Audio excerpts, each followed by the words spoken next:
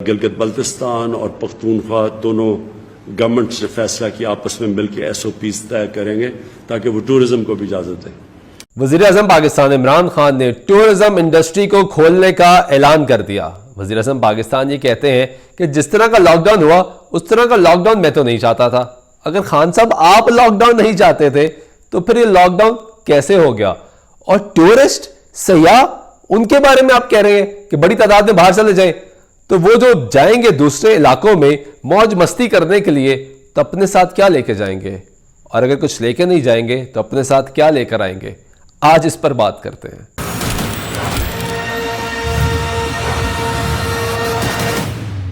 अस्सलाम वालेकुम, मैं हूं सुल्तान शाह।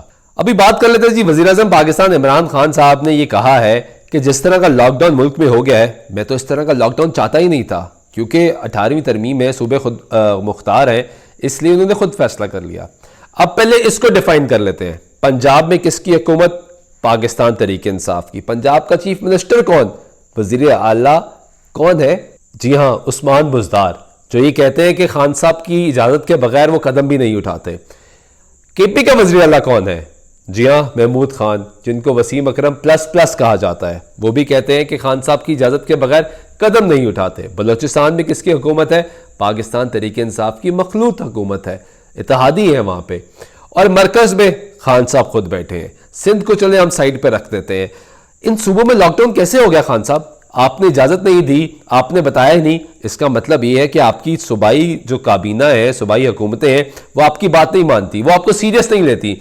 जो आप डे 1 से कह रहे थे, जो आपका विजन था कि ये लॉकडाउन नहीं होना चाहिए, आपकी सियासी जमातें, आपकी सियासी हुकूमतें सूबों की आपके विजन से इत्तेफाक नहीं करती थी। तो पहला पॉइंट ये आ गया कि आपकी सियासी जमात जो है, आपके जो सूबों में बरसर इक़्तिदार है, वो आपके विजन से इख्तिलाफ करती है।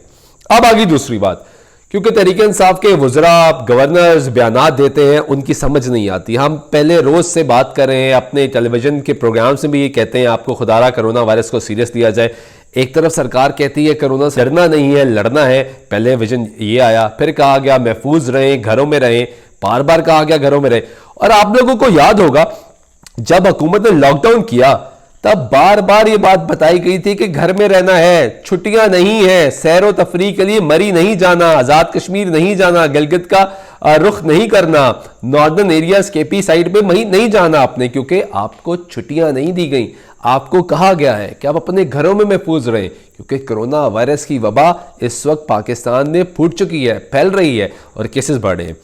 अलबत्ता गवर्नर सिंध का बयान आपने सुना होगा, जिन्होंने टेलीविजन पे इंटरव्यू देते हुए कहा कि lockdown is a fashion statement, जो अब फैशन बन चुका है। लोग कहते हैं क्योंकि न्यूयॉर्क में लॉकडाउन है तो यहाँ भी लॉकडाउन हो, लंदन में लॉकडाउन है यहाँ भी लॉकडाउन हो, पेरिस में लॉकडाउन है तो यहाँ भी लॉकडाउन हो। कोरोना जो है ना, और इसका जो लॉकडाउन है, I am talking about lockdown specifically, lockdown is a fashion. सरकार खुद कंफ्यूज है और पब्लिक को भी कंफ्यूज कर रही है।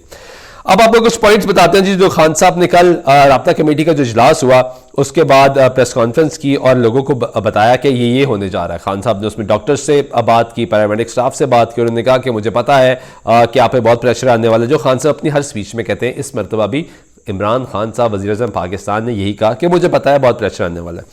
खान साहब ने 2 इंपॉर्टेंट बातें की। सबसे इंपॉर्टेंट बात कि हमने पहले ही बता दिया था कि वायरस फैलेगा, अमवात होंगी, केसेस बढ़ेंगे। अब यहां पे मैं आपको 1 सेकंड के लिए रोकता हूं। ये कौन शख्स कह रहा है कि हमने आपको पहले बता दिया था, ऐसा होना है तो आपकी जिम्मेदारी है, आपने क्यों नहीं होने दिया, क्यों आपकी वजह से ये फैल रहा है? ये मुल्क का वजीर-ए-आज़म कह रहा है, ऑपोजिशन लीडर नहीं कह रहा। अभी जब इसी स्पीच पे हम रिसर्च कर रहे थे तो सोशल मीडिया पे बड़ी ज़बरदस्त कुछ चीज़ें सुनने को मिली।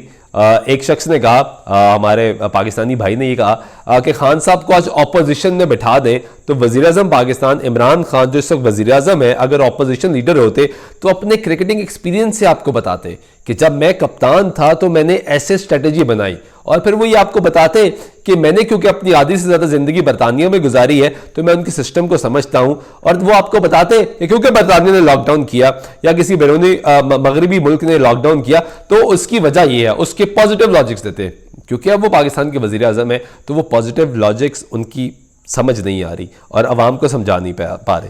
दूसरा, वज़ीर-ए-आज़म पाकिस्तान इमरान खान साहब ये कहते हैं कि बाज़ शोबों के अलावा सब कुछ एसओपीज के साथ खोल दिया गया है। उन्होंने कहा कि रेस्टोरेंट्स की पंजाब हुकूमत ने समरी भिजवाई, वो नहीं खोल रहे हम।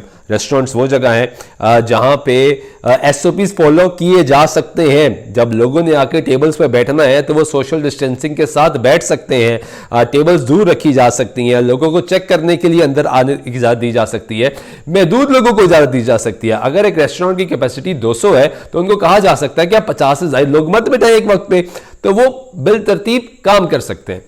लेकिन यहां पे इंटरेस्टिंग बात यह है कि सारी कन्वर्सेशन में जब वज़ीर-ए-आज़म पाकिस्तान ये कह रहे थे कि हमें पता है केसेस बढ़ रहे हैं, वहीं पंजाब की एक समरी भी सामने आई। वो समरी जो हेल्थ डिपार्टमेंट ने बनाई और पंजाब हुकूमत को यानी खान साहब के चीफ मिनिस्टर सूबे के उस्मान बुज़दार साहब को भेजी।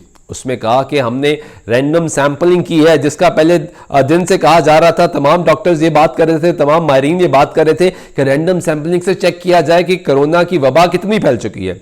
और हेल्थ डिपार्टमेंट के जो टेक्निकल वर्किंग ग्रुप था उसने ये सैंपलिंग की, उससे नतीजे ये निकाले कि लाहौर शहर, पाकिस्तान का दिल, पंजाब का दारुल हुकूमत, वहां पे जो तादाद है वो बाजार लग ये रहा है कि 6,70,000 के करीब पहुंच चुकी है।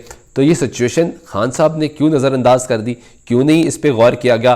पहले हमने ये सुना था कि बड़े शहरों के लिए जो स्ट्रेटेजीज है वो मुख्तलिफ बनाए जाएंगे, लेकिन खान साहब बार बार ये कहते हैं कि मुझे गरीबों का बहुत ख्याल है और अगर लॉकडाउन कर दिया गया तो जो इससे सबसे ज़्यादा मुतासर होंगे शख्स वो गुरबा होंगे। और इससे पहले खान साहब वो भी बयान दे चुके हैं, आपको याद होगा कि एलिट ने लॉकडाउन लगा दिया, जबकि अक्सर जगहों पे वो ये भी कह चुके हैं कि जो हमारी लॉकडाउन की स्ट्रेटेजी थी वो बहुत अच्छी थी।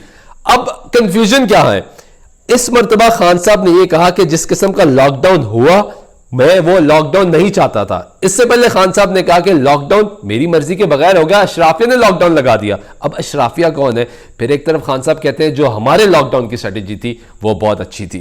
तो आप बेहतर फैसला कर सकते हैं कि कौन सा बयान खान साहब का मानना है, कौन सा नहीं मानना।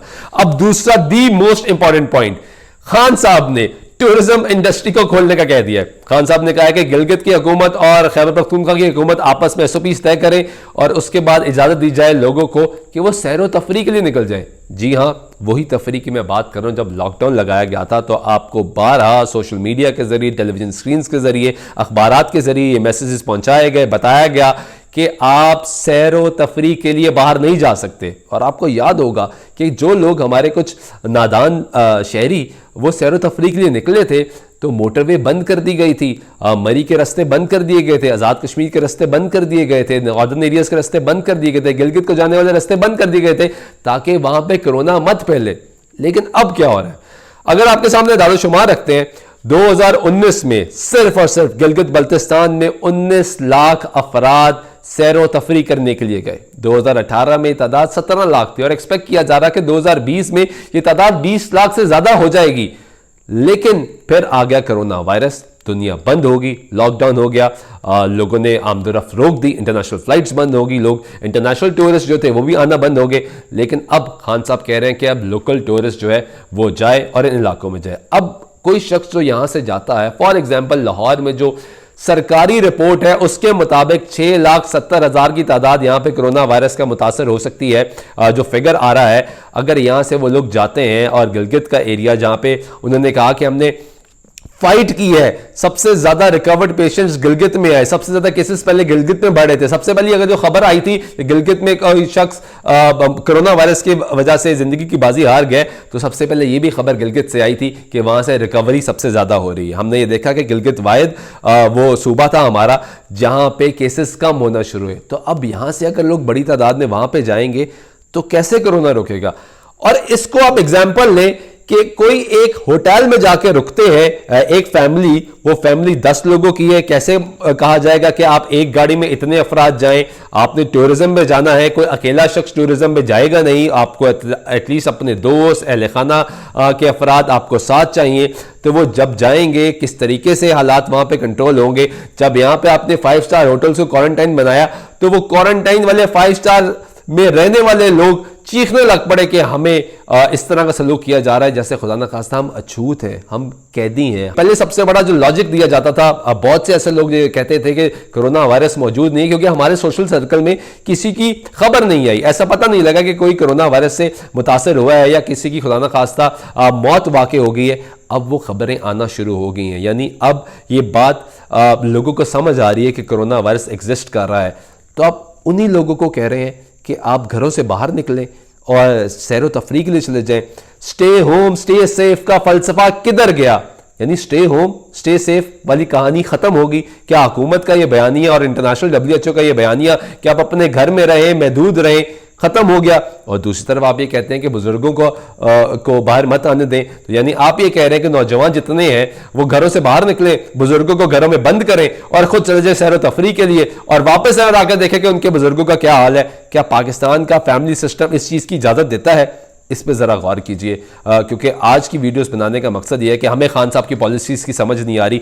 अगर आपको समझ आ रही है और आप इत्तेफाक करते हैं, क्योंकि आप अपने कमेंट सेक्शन में ज़रूर बताइएगा, लेकिन ब्लाइंड ट्रस्ट मत कीजिएगा, विद लॉजिक विद रीज़न। अगर आप समझते हैं कि टूरिज्म इंडस्ट्री बहुत अच्छी है, खोलनी चाहिए, तो कमेंट सेक्शन में बताइएगा। और अगर हमें ये लगा कि आपका लॉजिक अच्छा है तो हम अपनी इस्लाह भी करेंगे। बहुत शुक्रिया।